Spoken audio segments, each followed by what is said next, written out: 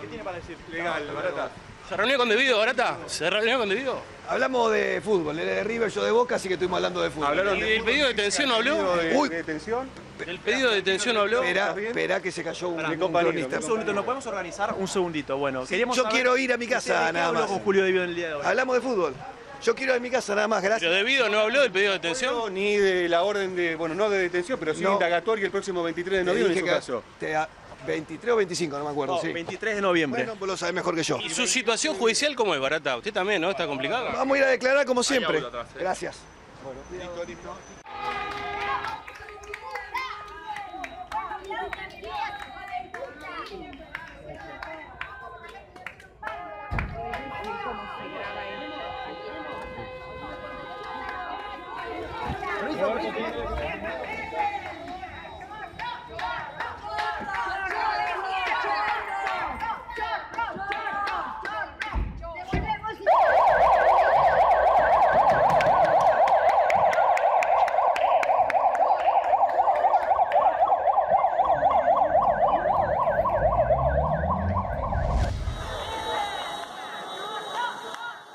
Ese hombre que ustedes veían ahí, cómo se lo llevaban preso y que antes veían cómo mentía, evidentemente, diciendo que hablamos de fútbol con Devido, es Roberto Barata.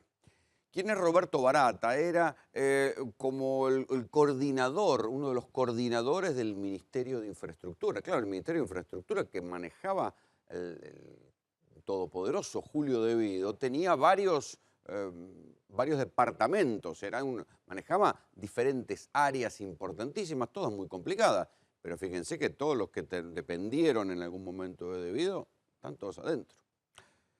Porque José López, que era uno de los secretarios, adentro, ustedes ya lo saben, es archifamoso por haber revoleado los bolsos. También está preso Ricardo Jaime, que era el secretario de Transporte, cuando Devido tenía todo el Ministerio de Infraestructura. Después ese ministerio, esa Secretaría de Transporte la convierte en ministerio y ahí va Florencio Randazzo y lo que hizo Randazzo le permitió hoy ser candidato a senador. Pero estaba también este hombre, mucho menos conocido, Roberto Barata, un tipo que conoció a Néstor Kirchner siendo taxista. Sí, taxista.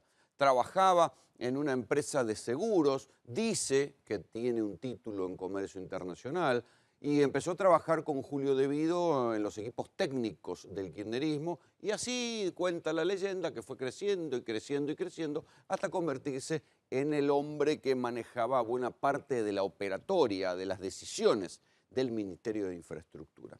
¿Por qué va preso hoy Barata? Bueno, por algo que nosotros ya habíamos contado aquí en Tercera Posición. Lo contamos primero hace 6 meses, cuando nadie hablaba de esto, cuando apenas circulaba un informe técnico que hizo un director de ENARSA, que entró con este gobierno. ¿Sí?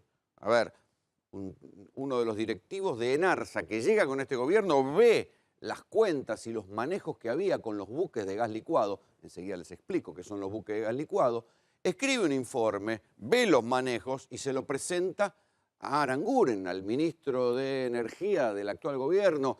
Y Aranguren le dijo, no, mire, vamos más lento, qué sé yo, y en 15 días el director de ENARSA renunció, se fue a la mierda, pero se quedó con esos datos.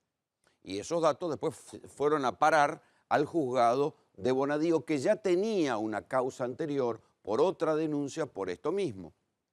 La suma de los dos expedientes, el que tenía Bonadío, más el informe con los datos concretos que había ahí a partir de lo que estaba en ENARSA, es lo que llevó a Roberto Barata a la cárcel hoy, a un pedido de detención de Julio Devido, y aunque parezca mentira, tal vez les va a saltar un nombre, del cual no se habló mucho, para que vean que acá los bandos son bandos para la televisión, para la espectacularidad de la campaña, pero por abajo las cosas se conectan, muchachos.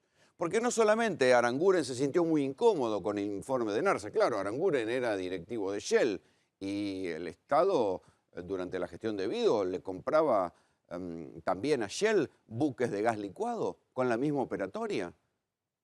O después lo siguió haciendo Aranguren de la misma manera, hubo sobreprecios también en la época de Aranguren, de hecho hay causas judiciales también por esto. Pero en esta incomodidad de que las cosas son tan diferentes. ¿Cuántas veces escuchamos al kirchnerismo decir que ellos no eran los años 90, que los 90 habían sido el desastre de la Argentina, porque se habían privatizado las empresas públicas? ¿Saben quién es uno de los procesados hoy, junto con el preso Barata y con Julio De Vido, que está a punto del desafuero, por otra causa también, pero también le están pidiendo la detención y el desafuero en diputados por esta causa? Dromi, Roberto Dromi.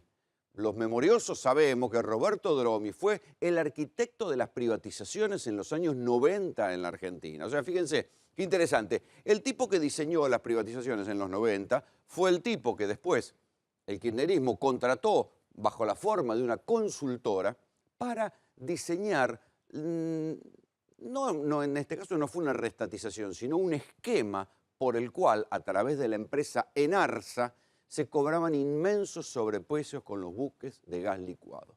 Cuando les digo sobreprecios, hay cosas que son francamente picarescas, en la manera que iban manoteando guita de todos lados. A ver, porque se habla de los buques de gas licuado y esto es difícil de entender, a veces se los puedo explicar clarito. Los buques de gas licuado eran buques de gas que llegaban a la Argentina y se convertían en electricidad a partir de centrales, ¿sí? Centrales termoeléctricas, ¿sí? Que generaban a partir del calor, generaban electricidad.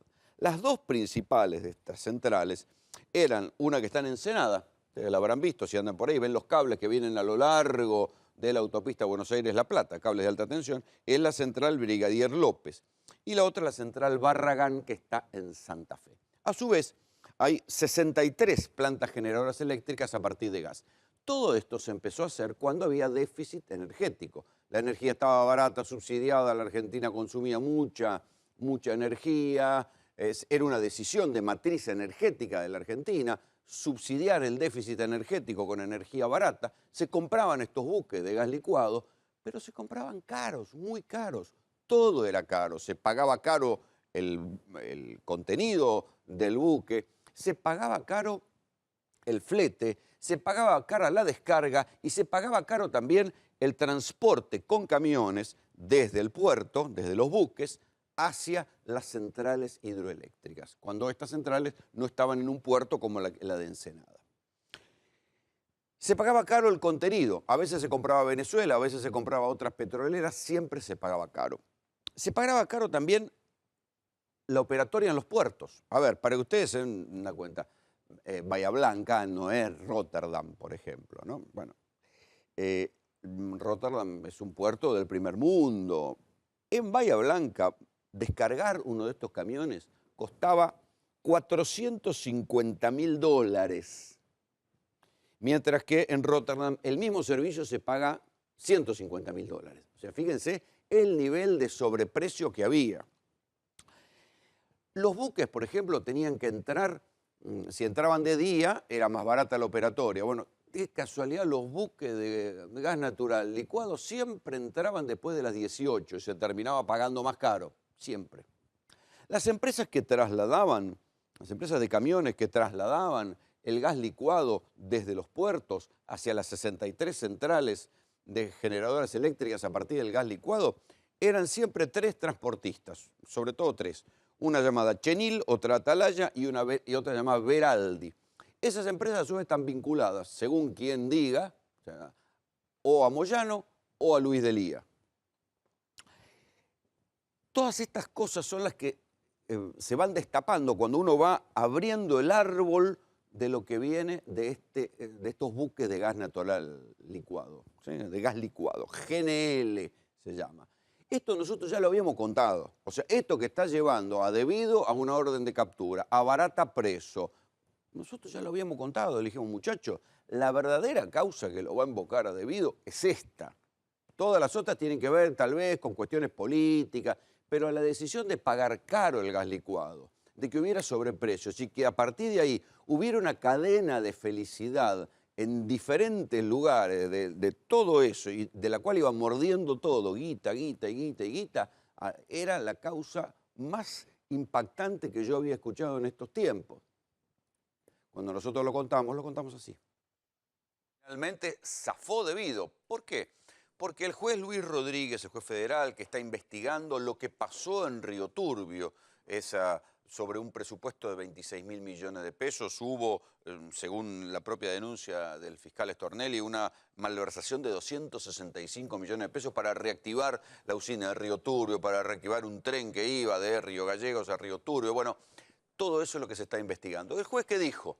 Dijo, no hay peligro de fuga, no hay peligro de entorpecimiento, se atuvo a una jurisprudencia que se llama el caso Díaz Besores, y entonces dijo, no vamos a pedir la detención de debido, por ende, no hay que pedir el desafuero. Ahora les voy a dar detalles de algo que se viene en el horizonte, que tiene que ver con una empresa fantasmal que hubo durante el gobierno de los Kirchner, que se llamó Enarsa. Hoy trascendió que hay al menos 2 informes reservados que fueron presentados cuando ni bien asumió Mauricio Macri, se lo presentaron a Aranguren, le presentaron 2 informes sobre las irregularidades en Enarsa. Por ejemplo, buques que tenían que entrar al puerto de Bahía Blanca con 3 remolcadores y figuraban 5. ¿Quién era el beneficiario? El Caballo Suárez, el del sindicato del SOMU, el hombre que terminó preso por apretar empresarios para levantar huelgas. Picardías tales como que los buques que descargaban el gasoil o descargaban el gas metano entraban siempre tarde y por eso se pagaba un sobreprecio al puerto. Pero hay que recordar también que Debido tiene otras causas que se le vienen encima. Una de ellas, claro, quedó en el olvido, que es la tragedia de Once. Y después está la megacausa del juez Ercolini, donde se analiza la obra pública.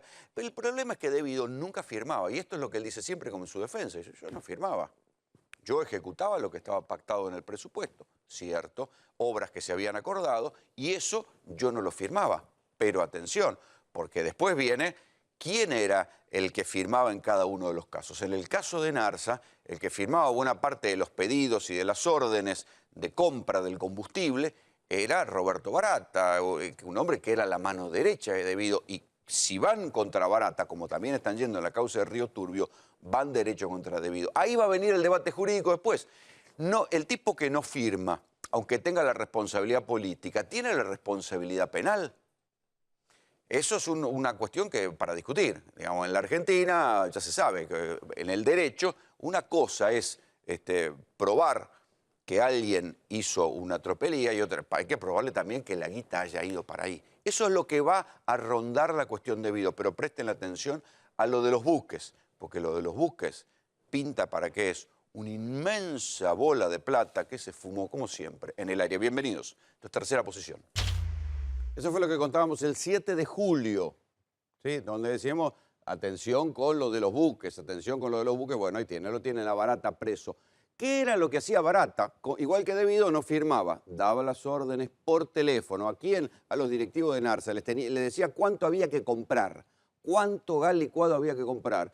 ¿Y qué pasaba con ese gas licuado? El consumo de las centrales eléctricas, según lo que considera el juez Bonadío, estaba truchado, aumentado. Vale decir, se mandaba más gas licuado que el que hacía falta, se consumía menos y el sobrante de gas licuado se revendía a los productores agropecuarios, ¿sí? Se vendía para los productores agropecuarios o para diferentes fábricas que utilizaban gas licuado. Esto es lo que pasó, lo que nosotros les veníamos contando, le decíamos cuidado con la causa de los buques de gas licuado, que ahí hay montones de causas, dólar futuro, AMIA, el memorándum con Irán, que son discutibles políticamente. El problema de la causa de los buques de gas licuado no era discutible políticamente, había sobreprecios por todos lados. Y esto fue lo que termina llevando a Barata preso y también le cabe el segundo pedido de desafuero a Julio Debido. Pero Néstor Espósito también tiene datos sobre lo que dice el dictamen del juez Bonadío hoy.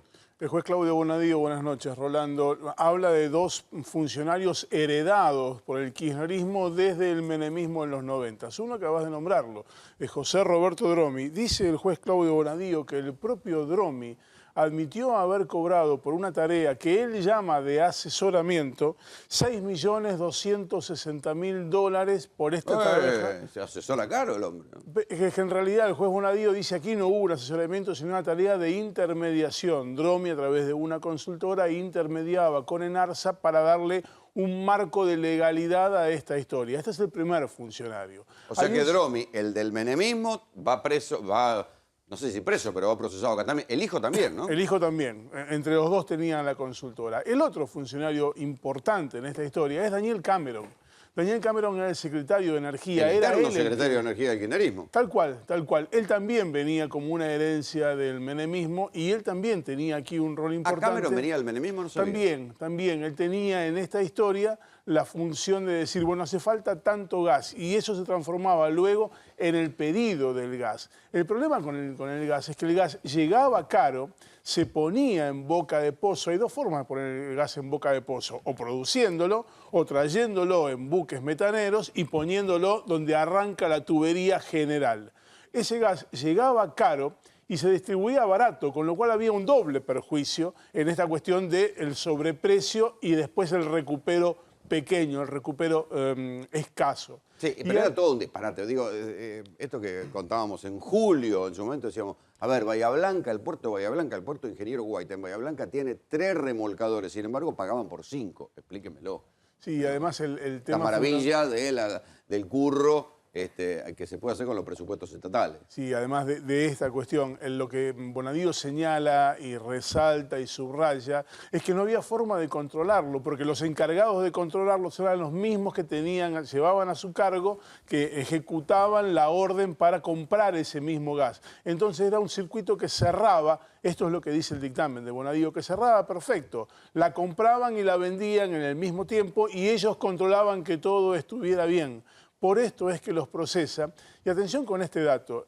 Aquí está pidiendo el juez Bonadío el desafuero con la detención de Debido. Que se suma al otro, al de la causa de Río Turbio, que la Cámara le bajó el martillo. El de la causa de Río Turbio, que no se mete con el fondo, aquí sí hay un procesamiento por una maniobra presuntamente delictiva. El otro dice, está investigando la maniobra delictiva, pero en el entretanto, como este señor tiene una expertise en materia energética y además es el presidente de la Comisión de Energía, desde ese lugar puede entorpecer la investigación.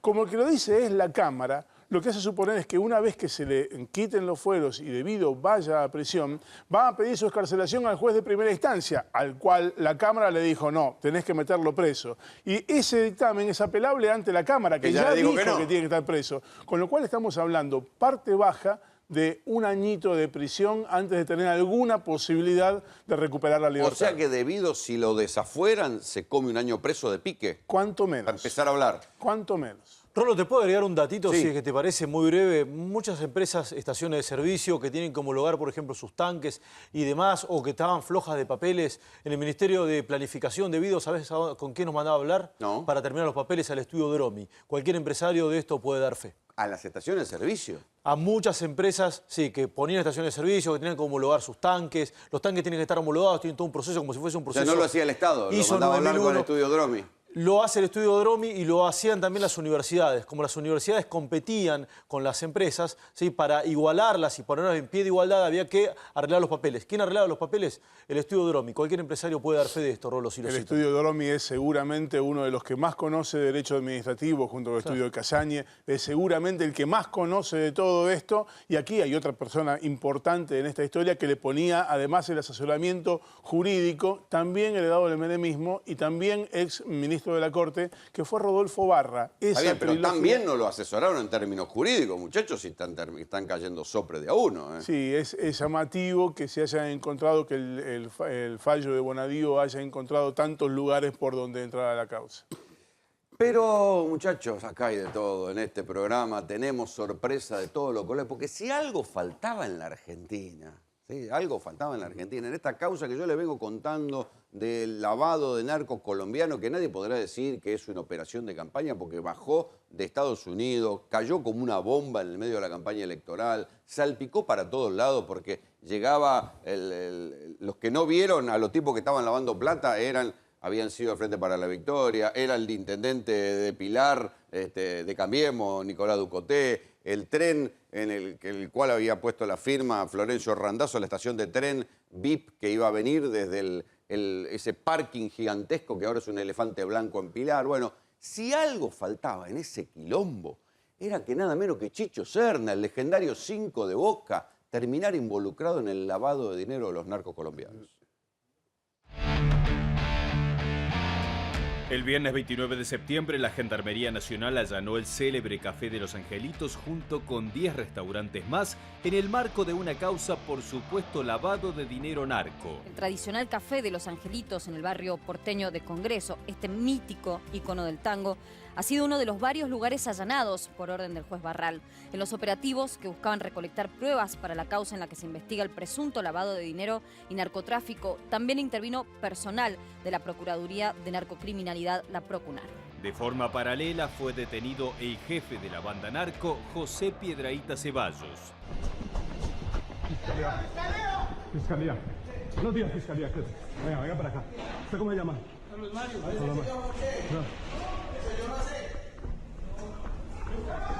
Buenos días. ¿Con quién está usted? Bueno, ya, aquí donde, aquí, don José, Fiscalía, nos acompaña, por favor. ¡Aquí está! Venga, acompáñeme, señor. Acompáñeme ahorita. Ya.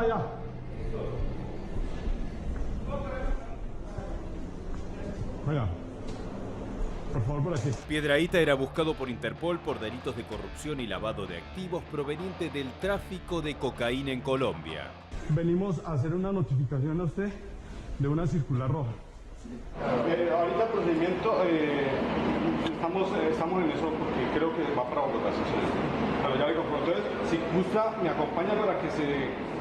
Este buen hombre se dedicaba fundamentalmente a enviar cocaína a Estados Unidos. Es señalado de participar en el envío de más de 100 toneladas de cocaína hacia los Estados Unidos en los últimos años, pedido en extradición vigente en Estados Unidos con circular roja. Gran parte del dinero generado por la venta de cocaína se lavó con emprendimientos inmobiliarios en Pilar que estaban a cargo de Mateo Corvo Dolcet. Entusiasmados y expectantes con los resultados que se puedan llegar a producir a partir del blanqueo y fundamentalmente de la constitución de los fondos comunes de inversión, porque creemos que son una oportunidad para inyectar un dinero en una industria que viene de alguna manera golpeada de todos estos últimos años, de modo que, nada, expectantes. Ahora se conoce que Corvo Dolcet, que está detenido hace varias semanas, mencionó en su declaración indagatoria como parte del esquema de narcolavado a Mauricio Chicho Serna, el ex ídolo de Boca. Otra vez el Chicho le va a pegar al arco, Serna, ¡golazo!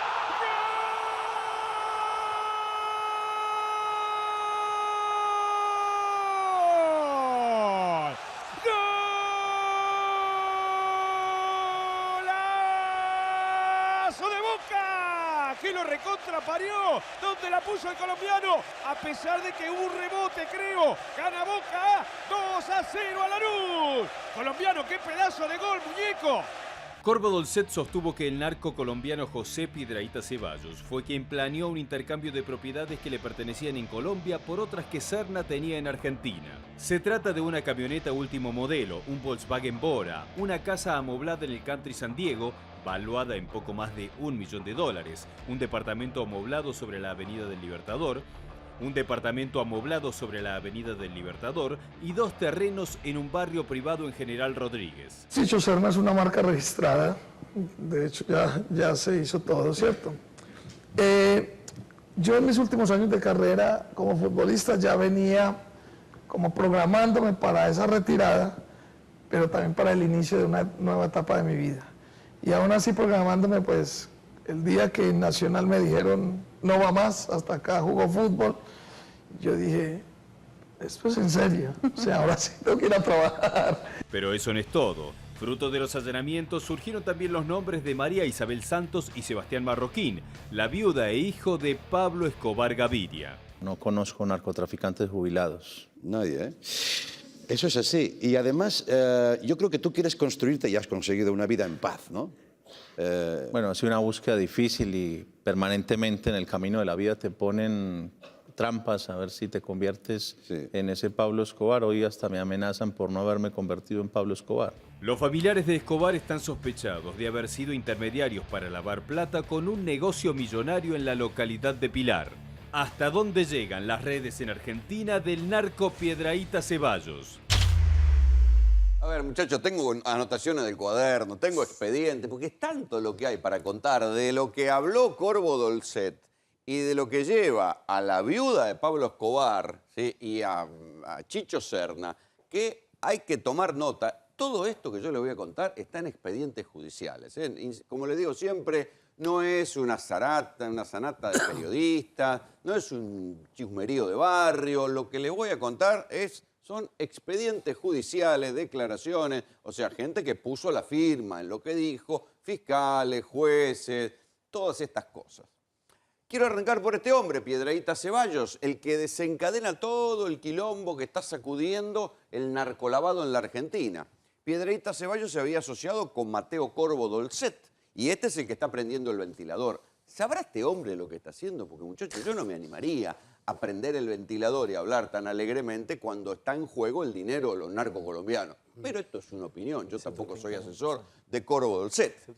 Piedrahíta Ceballos, ¿quién es? ¿De quién lavaba la plata? De la oficina de Envigado. La oficina de Envigado era un cartel formado en origen por los paramilitares colombianos, que acá tuvieron bastante participación, ahora les voy a contar cuando entre en la historia de Chicho Serna, porque vinieron a ajustar cuentas acá. La oficina de Envigado es la que mandó matar a aquellos 2 colombianos que mueren en Unicenter y una seguidilla de colombianos que después terminaron muriendo presos, y ahí aparece siempre Chicho Serna en la historia. Acá está.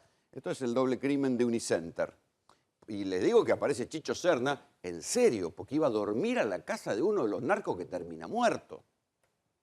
Iba a dormir, Chicho Serna, el ídolo de Boca, iba a dormir y salía y andaba, iba a la cancha con uno de los narcos que termina muerto, que no era cualquier narco. Edison Duque Ceballos, Monoteto, era un señor que había venido acá porque se quería quedar a vivir acá, pero también había venido a matar a otro.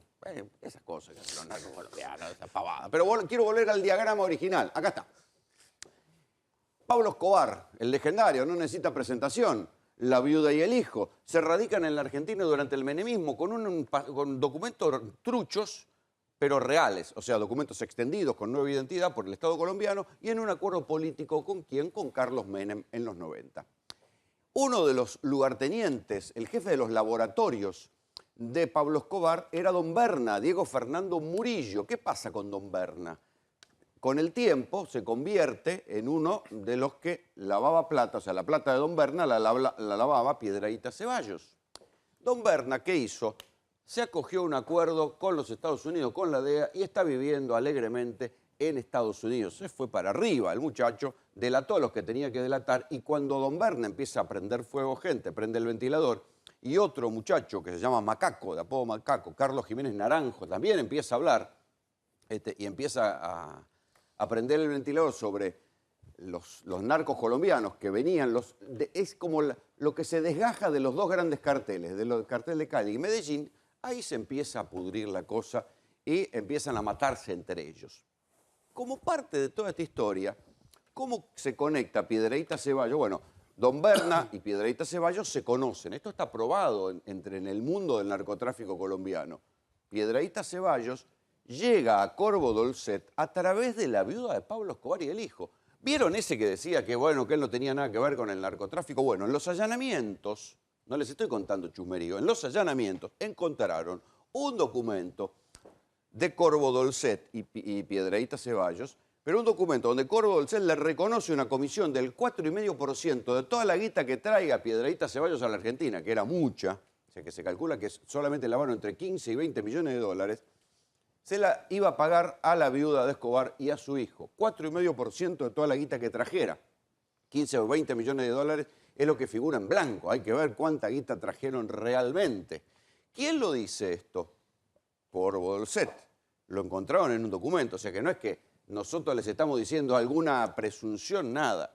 La viuda de Escobar y el hijo de Pablo Escobar, que vinieron a la Argentina a hacer una vida en paz, estaban colaborando en lavar plata de Piedrahíta Ceballos, que dicho sea de paso, el señor ya se la veía negra en Colombia y se quería venir a vivir a la Argentina y se asoció con Corvo Dolcet. ¿Para hacer qué? Para el Café de los Angelitos, ¿sí? Y una serie de tanguerías y restaurantes. Este proyecto Ínsula Urbana, por el cual yo les cuento siempre, les conté que había habido tanto manejo extraño en el entorno de Nicolás Ducotel, intendente de Cambiemos, porque ni él ni su secretario de Obras Públicas, que es el marido de la 4ª candidata a diputada de provincia de Buenos Aires, Marcela Campagnoli, ¿sí? que a su vez es la íntima amiga de Carrió, nunca vieron nada, nunca supieron nada, que estaban lavando guita de la oficina de Envigado ahí. No se les ocurrió, no se enteraron. Ellos que ven narco por todos lados no vieron nada en Pilar.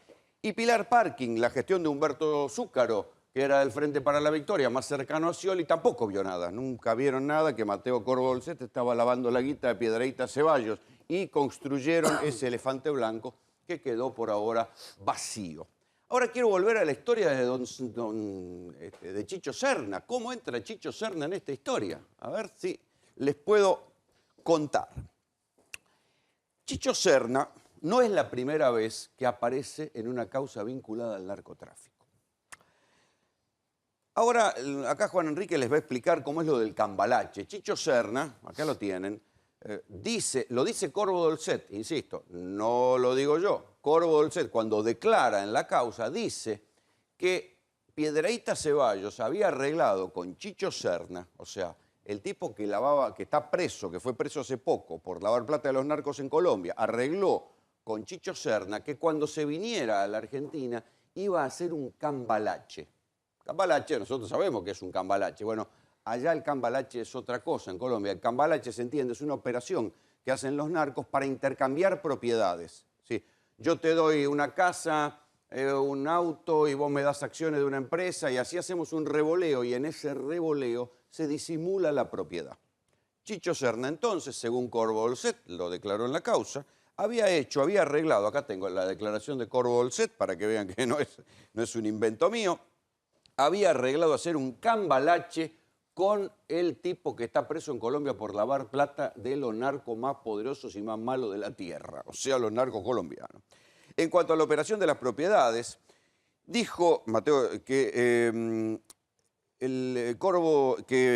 como Piedrahíta Ceballos le propuso hacer lo que los colombianos llaman un cambalache, lo cual significa que él, al venir a la Argentina, intercambiaba propiedades suyas en Colombia, ¿sí?, con propiedades que en Argentina tenía Chicho Serna, por lo cual Piedrahíta recibió de parte de Chicho Serna una Land Cruiser, una casa en el Country San Diego, un departamento amoblado en Avenida Libertador en la zona de Olivos, 2 terrenos en un country de la zona oeste, etcétera, etcétera. Esto es lo que dice, lo que declaró Corvo Dolcet, ¿sí?, que Chicho Serna estaba en un arreglo con Piedrahíta Ceballos para hacer este cambalache, este intercambio de propiedades para ocultar la titularidad, digamos, ¿no?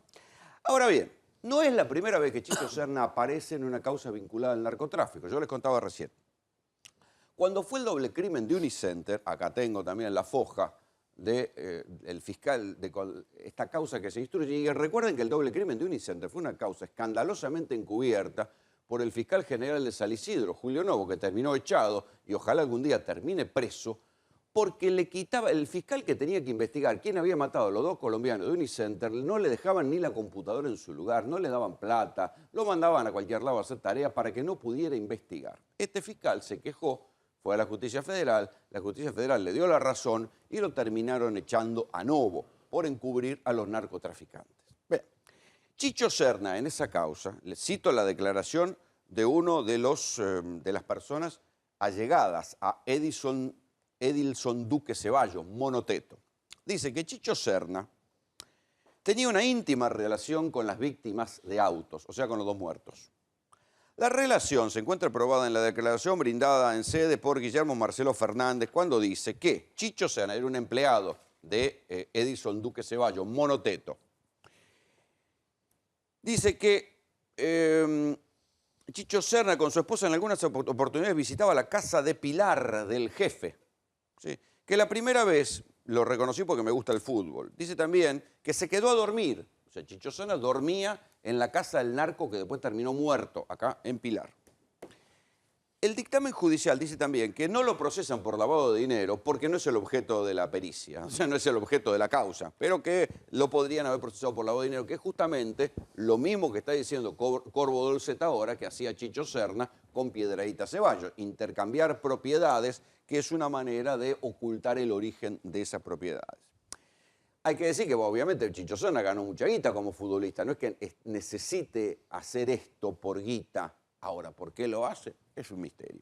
Pero la historia continúa porque dice que cuenta la cantidad de veces que Serna salía con los que luego se estarían muertos, ¿sí? Con Monoteto y con el otro, y cuenta un montón de veces que salieron, que fueron a la cancha de Boca, y habla también, a ver, ustedes los futboleros, muchachos, saben quién es Totono Grisales, dice actual jugador de Independiente de Avellaneda en aquel momento, ¿quién era? Sí, Freddy Totono Grisales jugó en la selección Colombia también, era un volante muy amigo de Chicho Serna, es de la camada de Bermúdez también, aunque no jugó en este caso en Boca, Rolo. Bueno, ahí está, este Totono Grisales también era de los que iba a ver a Monoteto, el que termina muerto en Unicenter.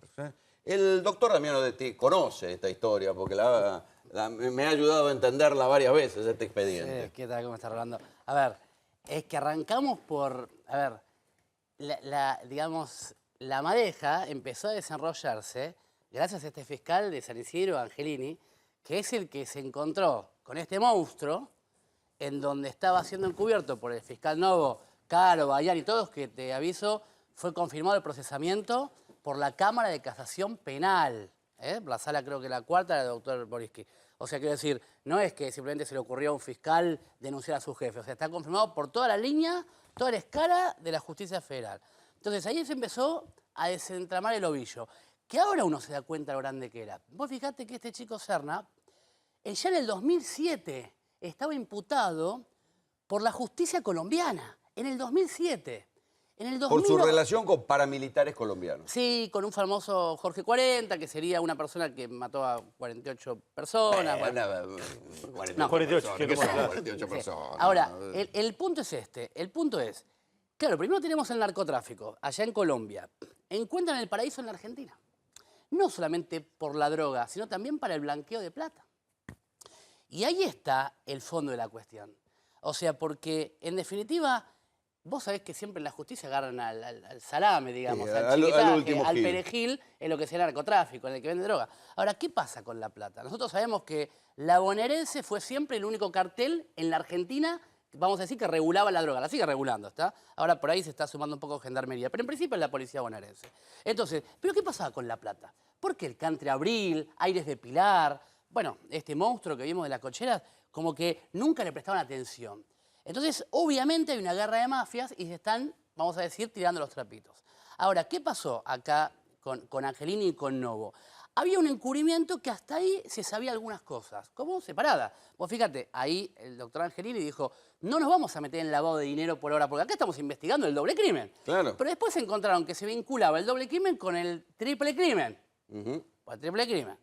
Triple crimen que después derivó a la triple fuga. Y no solo, porque a algunos debería haberse preguntado, porque Chicho Serna tenía relación con la barra brava de Boca. Y en el doble crimen de Unicenter, los tipos que hacen inteligencia son tipos de la barra brava de Boca. Y lo dijo, William Laluz Fernández, exactamente, que ahora están presos, están presos. Ahora, eso lo dijo el doctor Carlos Marcelo Ferrari, que es el abogado de las víctimas que murieron. Lo dijo en el 2011.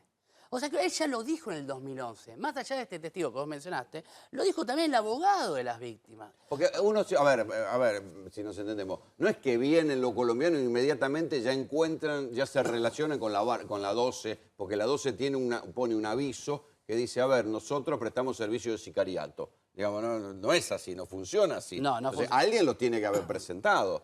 Entonces, bueno, si vos me preguntás... si uno lo ve con la vieja teoría de conjuntos, el único que aparece en los dos universos, en el universo vinculado a los amigos narcocolombianos y a la barra de Boca, el único a la vista por acá en el expediente Chicho Serna. Claro, porque había 3 colombianos en Boca en esa época, el arquero Oscar Córdoba, que no está vinculado a ninguna empresa, está viviendo en Colombia, de hecho, el patrón Bermúdez, sí, que fue el capitán además. Bermúdez hoy es periodista deportivo, digamos, está fuera de todo. Y el otro Chicho Serna, que se dedicó además a generar empresas vinculadas con la transmisión de espectáculos deportivos. De hecho, tiene los derechos de las transmisiones deportivas del Showball en Colombia. Es decir, es un hombre de negocios, a diferencia de los otros, Roló. Pero un hombre de negocio que iba a ser el cambalache. Ahí lo tengo con Enrique, que va a contarle qué es el cambalache, que según Corvo Dolcet, digo, insisto, el tipo que estaba asociado con el narco colombiano, con el lavador colombiano en Argentina, dice que Chicho Serna intercambiaba propiedades con Piedrahíta Ceballos. Buenas noches, Rolo. Claramente lo dijiste vos recién. ¿Sabés que no es un tango argentino, tampoco es un quilombo? Es el cambalache colombiano, que así se llama al cambio, al canje, Así como eso, Cambalache, es algo distinto a la República Argentina, este no es Esteban Trebuch. Pero te llevo... Muy fácil fue lo mío. Pero te llevo acá, Rolo. ¿Sabes por qué te digo? Corvo Dorset contó el Cambalache, ¿qué es esto? Pero todo viene a Pablo Escobar.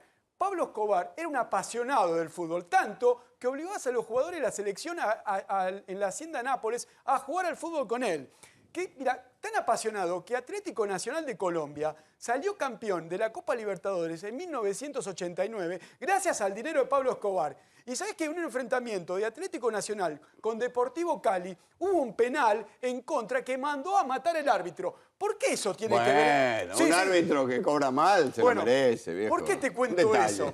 Te cuento, en 1989, cuando Atlético Nacional salió campeón de la Copa Libertadores, en las inferiores estaba el Chicho Serna, que sale de las canteras de los barrios donde Pablo Escobar ponía mucho dinero. Y acá te quiero contar, en ese lavado de dinero, vos hablaste recién de 15 millones de dólares en blanco que se conocen, se estima que en este balde hay por lo menos, en términos económicos, 80 millones de dólares. Como decías vos, son propiedades que tenía el Chicho en la República Argentina, vos ya se enumeraste, Departamento del Libertador, que se cambiaron con propiedades que hay en Colombia. Claramente, vos establecés un número, ¿no? 15, 16, 17 millones de dólares.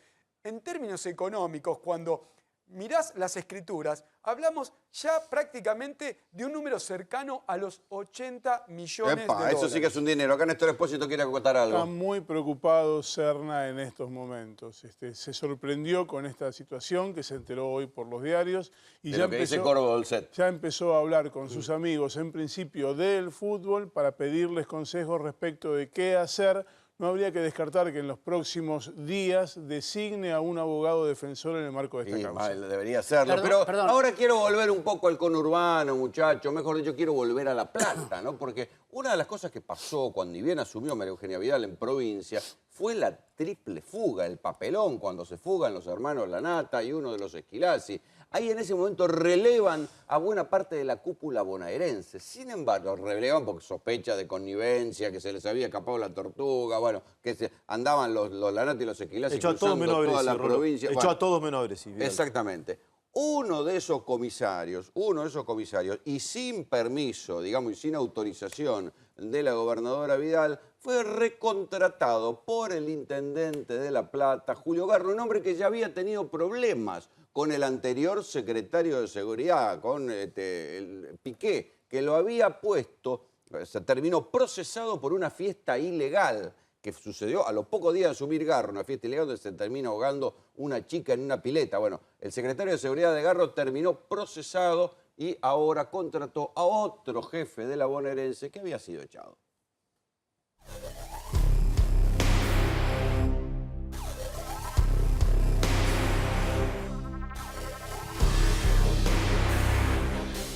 Oscar Eduardo Terminielo era el superintendente de seguridad de la provincia cuando el 27 de diciembre de 2015 se produjo la fuga de los hermanos Martín y Cristian Lanata y Víctor Esquilazzi. Van hacia el barrio Villa Belgrano a bordo de este auto. Llevan como rehente, recuerdo, a uno de los custodios.